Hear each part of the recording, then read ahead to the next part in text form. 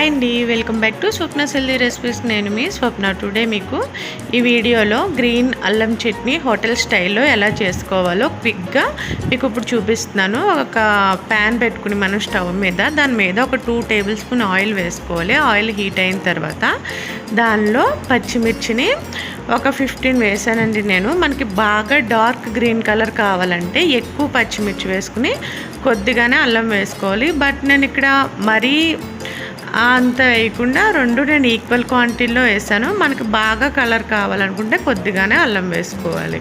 So నేను పచ్చిమిర్చిని అల్లంని ఒక 5 మినిట్స్ పాటు మీడియం ఫ్లేమ్లో పెట్టుకుని పచ్చివాసన అంతా పోయేట్టు చక్కగా ఫ్రై చేసుకున్నాను.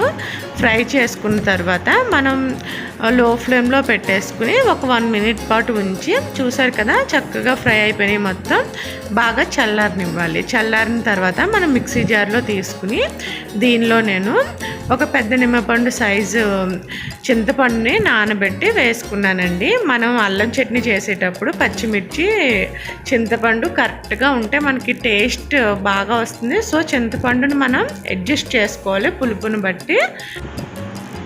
నెక్స్ట్ దీనిలో మనం ఒక స్పూన్ బెల్లం వేసానండి. ఎందుకంటే మాకు కొంచెం స్పైసీగానే తింటారు. అలా కాకుండా అంత స్పైసీగా కాదు, కొంచెం స్వీట్గా కూడా ఉండాలంటే మనం ఒక 3 టేబుల్ స్పూన్ వరకు బెల్లం వేసుకోవచ్చు. నెక్స్ట్ నేను దీనిలో టేస్ట్కి సరిపడా సాల్ట్ యాడ్ చేశాను.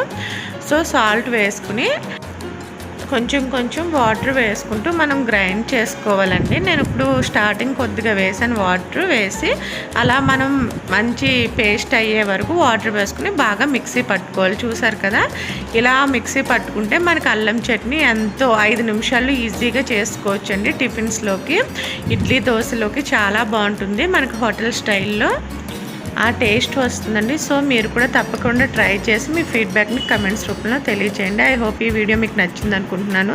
లైక్ చేసి, షేర్ చేసి, కమెంట్ చేయండి. సబ్స్క్రైబ్ చేసి మరిన్ని లేటెస్ట్ వీడియోస్ కోసం పక్కనే ఉన్న బెల్ ఐకాన్ని క్లిక్ చేయండి. Thanks for watching.